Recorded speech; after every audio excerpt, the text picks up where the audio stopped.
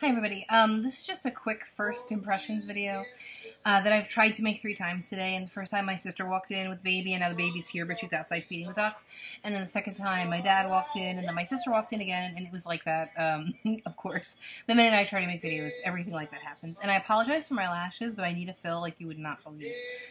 So what I really wanted to do was just a quick first impressions video, because I know a lot of people were asking how I did, and a lot of people were asking how things went, and all of a sudden it's like super hot in here, and I don't know what's going on. So a lot of people wanted to know, what my trip was like. So I figured if nobody else walked in, I'd give you a quick rundown of how it went, and I plan on breaking some of the more important topics down into their own videos. Like, I'll probably do a more cohesive video, and then I'll also probably do some videos about things like pain management and, travel and safety and the surgery itself and all those things. So, I left on June 22nd, very early in the morning. I arrived in Santo Domingo on the same day at 9:30 in the morning. Carlos, who is the driver for Janet's recovery house, picked me up. And I was kind of disappointed because I was really sweaty, and I looked good when I got on the plane. I think I posted a picture on Instagram of me waiting at JFK. But by the time I got there, I just didn't feel like... I wanted to put on a dress when I met Dr. Lima, and I wanted to do my makeup, but I went straight to Dr. Lima, and I met Janet. So they drew a nurse drew my blood. They talked to me a little bit about expectations and things like that, but we actually really didn't go into the finer points of surgery. It was kind of like you just ask, you just kind of get what you get almost. Like with implants, I wanted a slightly larger size. I wanted between 700 and 800, and I got 500. I don't know why, but that's just, I didn't really have that much input on that stuff, which I'm totally fine with. I'm very happy. I can't really see things yet because I'm still wearing my faja and I'm still in the healing stage. I still have my drain. So I met Dr. Lima. I've tweeted out a picture of us together, and a lot of people noticed that he was wearing Avengers scrubs and I was wearing a Batman shirt. This is my surgery shirt, by the way. It says I woke up like this, which is a reference to surgery. And I'll talk about that in a minute. So then I went back to my recovery house. I met my roommate, who was wonderful, and her being there was just, it was like a godsend because she spoke Spanish, but that's not why. It was just, it's really nice. I assumed that I would deal with having a roommate, but as it turned out, it's really helpful to have a roommate. She was watching Scandal, so I've never seen it. We watched it together.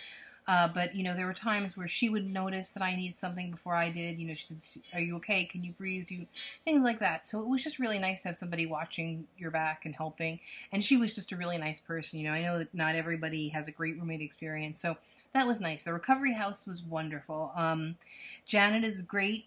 She's she's really intense, but it's not a bad thing. She's just, very, she's constantly doing stuff. She runs a spa, and she's very on point. She knows everything. She makes decisions. She was there in the surgical suite. I mean, she's everywhere, all at once. So I went back to the recovery house. I took a shower, my last real shower before the surgery. And that's another thing that we'll talk about in a second. And then I slept fine. Now, I did regret not bringing my medication to sleep to the hospital because, as it turns out, I don't know if it's Dr. Lima or whatever the case is, I and my roommates, none of us took the blue pill, which is Versed, midazolam, or Dormicum in the Dominican Republic. It's not a necessary medication. You take it to forget things. That's what it's for. It makes you calm and it makes you forget. So what happened next, I think, actually might have been affected by it. So I went in at 7:15. I did an EKG, which was not with disposable electrodes, which was kind of interesting. They kind of clamped it on my wrist and stuff, but it didn't scare me. Things are less disposable there. I think a lot of people mistake not disposable for old because everything in the United States is disposable in a medical environment. So they did the EKG. The anesthesiologist objected to operating on me. I don't know why, because I don't speak Spanish. And I've talked about this in the last 2 videos I tried to make. The biggest difference in not speaking Spanish for me was not so much the conversational stuff or the expected stuff. I can't cross my legs. I keep forgetting. because I might get a blood clot. I hope not. So it's the nuance. There's not a lot of nuance, so you can't really have a nuanced conversation, and that part is a little bit difficult. You know, if there's something for you that's like, if you like were in my position and you really, really, really wanted 700 or 800 cc implants, you know, you'd have to find a way to get that nuance across, because, you know, for me, I really didn't get to have those conversations. And, you know, if you wanted like an ibuprofen instead of an Advil, I mean, instead of an aspirin or acetaminophen, you'd have to be able to get, it's just I'm in pain, you know, if you don't speak English, if you don't speak Spanish, rather. So, yes, I don't know what the anesthesiologist's objection was. I know he was happy to see me every time after that. He was very friendly. He was very nice. But he didn't want to do the operation, but it ended up happening. So I did not take the blue pill. I walked into the OR myself. I was not taken in. And then after that, sorry, somebody opened the door. I'm just cursed to never be able to make a video without noise in the background.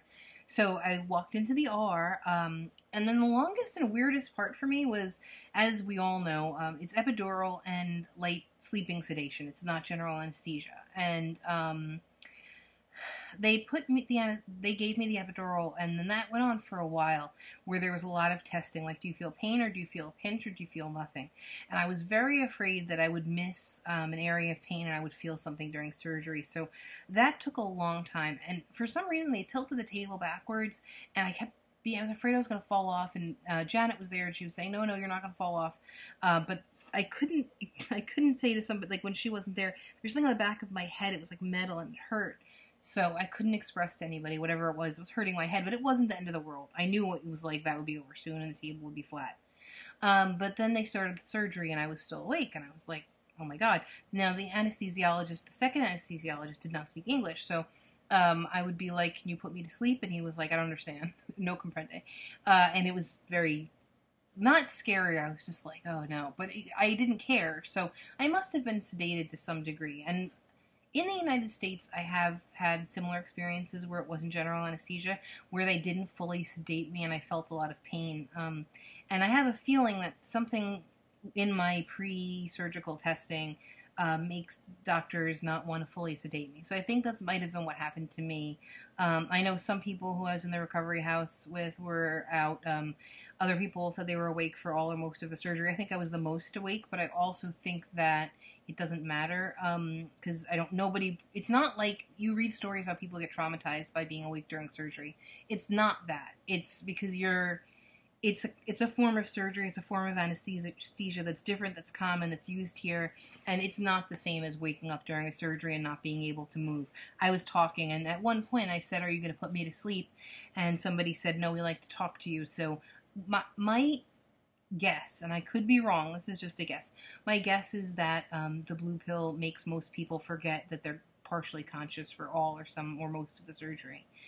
Because the blue pill is the difference between, you know, the surgeries I've read about and my surgery and my roommate's surgeries. So that said, being awake, I was not really upset. I was just a little confused. I thought I was expecting to go to sleep and I wasn't. And then the only part was at the end, I think the epidural was starting to wear off, and I felt something near my ribs. It felt like grinding, and I was really freaked out. So I started to say, please knock me out, please knock me out. And then they knocked me out. And then there was like a flash of memory of me being moved on a sheet, you know, like the patient moving thing. And then there was like a flash of memory of me being put into my faja. Only for a second I woke up, or I got aware in the faja. So worse than the surgery, because the surgery wasn't bad. It wasn't painful. It was a little bit worse just that nobody in the clinic spoke English and there was no TV. I didn't want to use my phone, even though I brought my charger, because I wasn't mobile. I had a catheter like everybody does. So I didn't want to use up the battery. So for 17 hours, I just kind of sit there and stare. And because the medication I take is a cousin of Valium, I didn't want to bring it thinking I'd be taking the blue pill, but I didn't. So I didn't bring any, so I really didn't sleep. I fell asleep around midnight, and then I fell asleep, I woke up at 3, I fell asleep again at 6, and then I woke up at 7, and then Carlos brought me back to the recovery house. When I got back to the recovery house, I did have a moment of panic, because I have more issues with panic than I do with pain. Janet said, I said something about painkiller, and she said, oh, what we have is not as strong as the hospital, and I started to cry, just because I think that's a lot of the issue with pain. It's not like it's not real or you don't feel it or whatever, it's that you have to think, like, sorry about my eyelashes, I'm getting a fill on Friday. You just having the painkillers that you're used to is a comfort. So I didn't have any painkillers with me, and when she said that, I kind of freaked out a little bit, but I was fine. They gave me pain medicine. I slept all day. I really wanted to sleep the first day off. I didn't want to be conscious for it. And another thing I wanted to talk about was lack of connectivity. So a lot of people say, why do dolls go and then stop talking and they never post again and blah, blah, blah. The last thing I felt like doing the entire time I was there was talk to anybody. I even went 3 days, like for the first time in over a decade, without talking to my husband. I couldn't sit up at the computer, and I just didn't have the focus. My brain was tired. You know, I watched Scandal with my roommate because that was the show she liked to watch, and I was fine with watching it, and that was really all I was up for. After that, I started getting massages, and that's another thing I want to make a video about is massages. So, you know, whether or not they're necessary when you come home, because I just have a feeling, given that, you know, the swelling after surgery occurs during all surgeries, and even though liposuction and liposculpture are different, you know, people don't suffer adverse effects here post-surgery, even though they don't get these massages. So I'm going to find out about that. I'm going to tell you guys, because I know it's a hassle. I know it's an expense for dolls. And if you're like me, I mean, I'm not working right now. I'm off work probably for a few more days for the first time, I think probably in over a decade. And it's frightening. It's uncomfortable.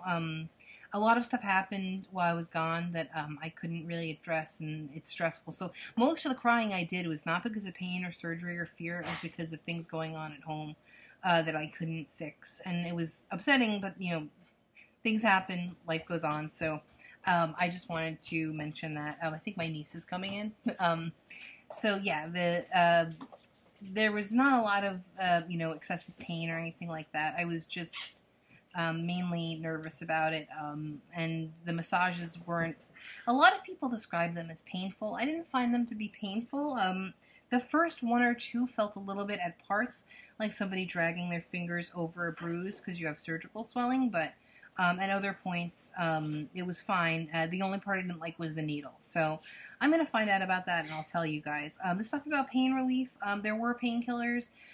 They were not like Percocet. Percocet is different. I don't know, you know, but the thing is, most dolls don't have access to Percocet. So I think as a community we have to accept that most people are not going to be able to get their doctors to just write whatever painkiller prescription they want and go over there. So in the end, it wasn't the worst thing in the world that I didn't have my own painkillers. I wasn't wishing that I had brought some. What I was wishing was that I could communicate better, because I said, can somebody get me some Oxyforte? But it's just the nuance wasn't there. So I was fine. It wasn't that bad. Even being awake during surgery was not that bad. So this is just kind of a touch base video. I wanted everybody to know I was okay. I wanted them to know why I wasn't tweeting from there or posting from there. I did tweet out a picture of me and Dr. Lima, and you can see how awful I look in that picture. But, you know, everything went well, and I'm going to do breakdown videos of every part, so that's my niece giggling, Charlotte.